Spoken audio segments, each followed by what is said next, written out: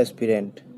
Today I am going to start diversity in the living world, and in my last part 3 video lecture I was discussed about metabolism and self-consciousness.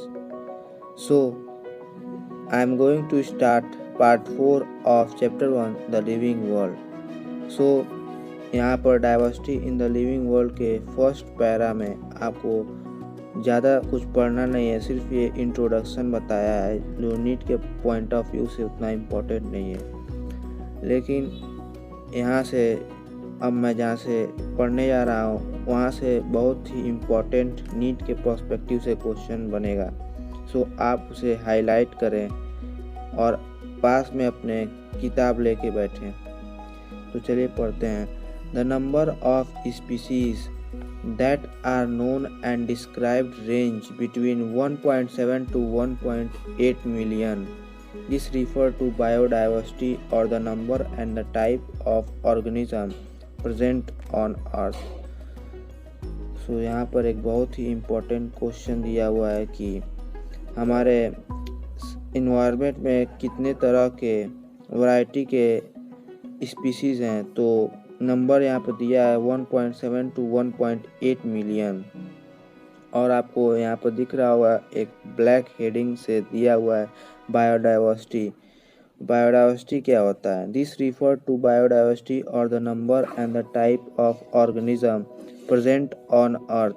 We should remember here that as we explore new areas and even old ones, new organisms are continuously being identified. So biodiversity का यहाँ मतलब क्या है?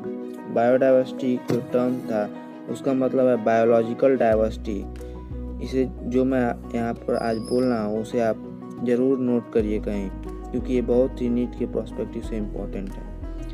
तो यहाँ पर biodiversity का जो कॉन्साइज फॉर्म है उसका मतलब हुआ बायोलॉजिकल डाइवर्सिटी, और जो बायोडाइवर्सिटी टर्म है उसको वाल्टर जी रोजेन ने 1986 में दिया था। तो मैं ये जो बता रहा हूँ वो एनसीईआरटी ने मेंशन नहीं किया है, लेकिन ये इम्पोर्टेंट है नीट के पर्सपेक्टिव से और यहाँ से क्वेश्चन बन सकते हैं। तो बायोडाइवर्सिटी का जो मेन डिफिनीशन है वो ये है कि biodiversity refer to the diverse और varied form of living beings which differ from one another in external appearance, size, color, pattern, internal structure, nutrition, behavior, habitat, etc. So biodiversity का यहाँ पर मतलब हुआ कि जितने भी अलग अलग तरह के लिविंग बीइंग्स हैं वो कैसे डिफरेंट होते हैं, चाहे हम बात करें एक्सटर्नल अपीयरेंस की, size, colour, pattern, internal structure, nutrition और बिहेवियर में। सो ये आपको नोट करना है और ये बहुत ही इम्पोर्टेंट है। As stated earlier there are millions of plants and animals in the world.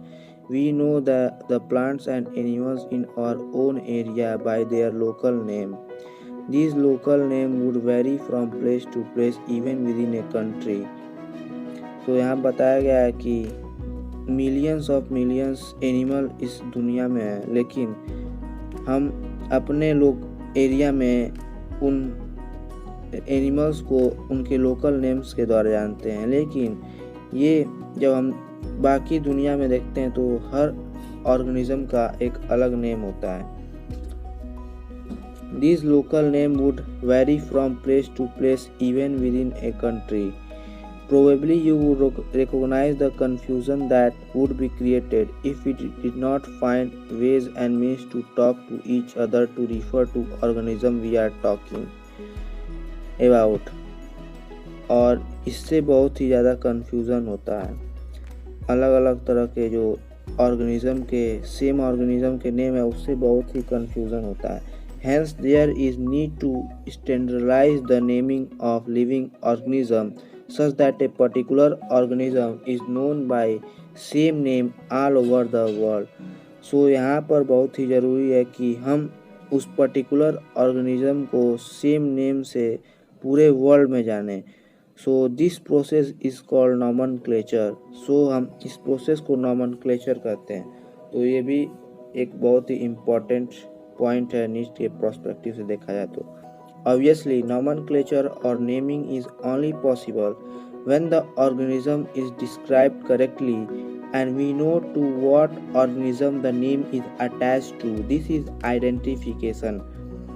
Nomenclature मतलब किसी भी ऑर्गेनिज्म का नेम देने से पहले हम उस ऑर्गेनिज्म को आइडेंटिफाई करते हैं, उसके कैरेक्टर्स को आइडेंटिफाई करते हैं, तो उसी को हम लोग आइडेंटिफिकेशन करते हैं। सो ये बहुत ही इम्पोर्टेंट है और इसे आप ज़रूर हाईलाइट कीजिए। In order to facilitate the study, number of scientist have established procedure to assign a scientific name to each known organism.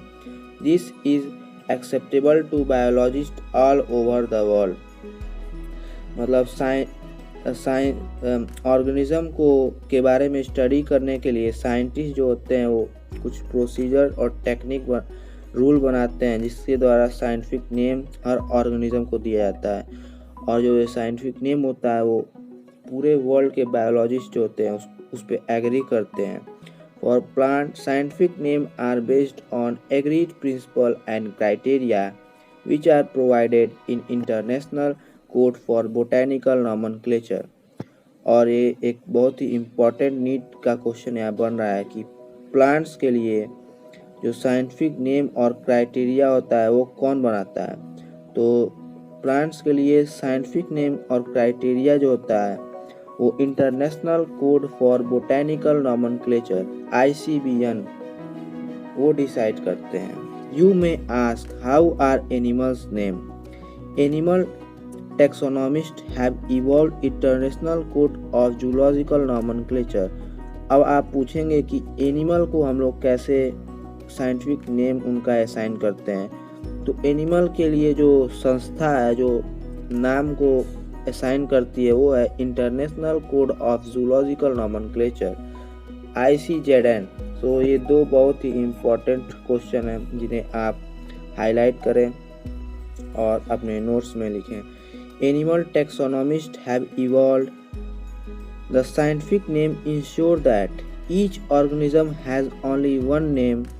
Description of any organism should enable the people in any part of the world to arrive at the same name. जो scientific name होता है वो ensure करता है कि हर organism को हम एक नाम से जाने और उसके डिस्क्रिप्शंस जो होते हैं वो पूरे वर्ल्ड में एक ही हो। They also ensure that such a name has not been used for any other organism. और ये भी इंश्योर किया जाता है कि उस ऑर्गेनिज्म को और कहीं और उस नेम को जो पर्टिकुलर नेम दिया जा रहा है उस नेम को और किसी ऑर्गेनिज्म पर असाइन नहीं किया गया हो। Biologist follow universally accepted principle to provide scientific name to known organism. Each name has two component, the generic name and the specific epithet. जो बायोलॉजिस्ट हैं वो कुछ साइंटिफिक प्रोसीजर्स बनाया है, प्रिंसिपल बनाया है जिसके द्वारा नेम दिया जाता है। तो नेम जो होते हैं वो दो कंपोनेंट से मिलकर बने होते हैं। एक होता है द जेनेरिक नेम और एक होता है specific epithet. Name generic name जो होता है और this system of providing a name with to component is called binomial nomenclature. और जब हमें दो कंपोनेंट किसी भी ऑर्गेनिज्म को के नेम में देते हैं तो इसी को ही हम लोग बायनोमियल नॉमेनक्लेचर करते हैं। सो ये बहुत ही इंपॉर्टेंट नीट के प्रोस्पेक्टिव से क्वेश्चन है जिसे आप अंडरलाइन कीजिए और अपने नोट्स में राइट कीजिए। This naming system given by Carolus Linnaeus is being practised by biologist all over the world. ये जो अब यहाँ पर एक बहुत ही इम्पोर्टेंट क्वेश्चन बना है जो हर साल नीट में पूछा जाता है कि बायनोमियल नॉमेनक्लेचर को किसने दिया था। तो यहाँ पर होगा इसका answer Carolus Linnaeus. This naming system using a 2-word format was found convenient. Let us take example of mango to understand the way. तो यहाँ पर अब आपको एक एग्जांपल के द्वारा समझाया जाएगा कि कैसे हम किसी भी चीज़ का नेम देते हैं। तो चलिए पढ़ते हैं। Providing scientific name better. The scientific name of mango is written as Mangifera indica. Let us see how it is binomial name. In this name, Mangifera represents the genus, while indica is a particular species or a specific epithet. और यहाँ पर mango का scientific name दिया है Mangifera indica, और Mangifera जो है वो जीनस को रिप्रेजेंट कर रहा है, और इंडिका जो है वो पर्टिकुलर स्पीसीज को या स्पेसिफिक एपिथेट को रिप्रेजेंट कर रहा है। Other universal rules of nomenclature are as follows, और यहाँ पर आपको कुछ इम्पोर्टेंट रूल बताए जाएंगे जिसके द्वारा हम किसी भी ऑर्गेनिज्म का नेम देते हैं। सो इसे आप अंडरलाइन कीजिए और अपने नोट्स में राइट डाउन कीजिए। सो पहला जो एनसीईआरटी ने यहाँ पे पॉइंट दिया है वो दिया है कि biological name are generally in Latin and written in italics. They are Latinized और derived from Latin irrespective of their origin. Biological name जो होते हैं वो लैटिन में होते हैं और उनको जब हम लोग लिखते हैं तो इटैलिक्स में लिखते हैं। The first word in a biological name represent the genus while the second component denote the specific epithet. Both the words in a biological name when handwritten are separately underlined or printed in italics to indicate their Latin origin. तो second point यहाँ पर बता रहा है कि biological name जो होता है, जो उसका पहला वर्ड होता है वो जीनस होता है, और दूसरा जो वर्ड होता है तो सेकेंड कंपोनेंट होता है वो स्पेसिफिक एपिथेट होता है, और बोथ द वर्ड जो होते हैं वो बायोलॉजिकल नेम, और जब उनको हम लोग हैंड रिटन से लिखते हैं तो सेपरेटली अंडरलाइन करते हैं जो उनके इटैलिक्स होने को दर्शाता है। और जो लास्ट और फोर्थ पॉइंट दिया हुआ है, the first word denoting the genus start with a capital letter while the specific epithet start with a small letter. It can be illustrated with the example of Mangifera indica.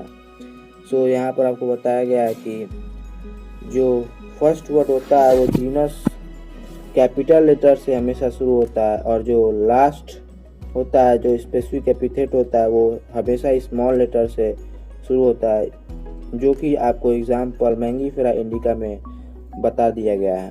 सो आज के लिए सिर्फ इतना ही, मिलते हैं अपने अगले लेक्चर में। So thank you, have a good day.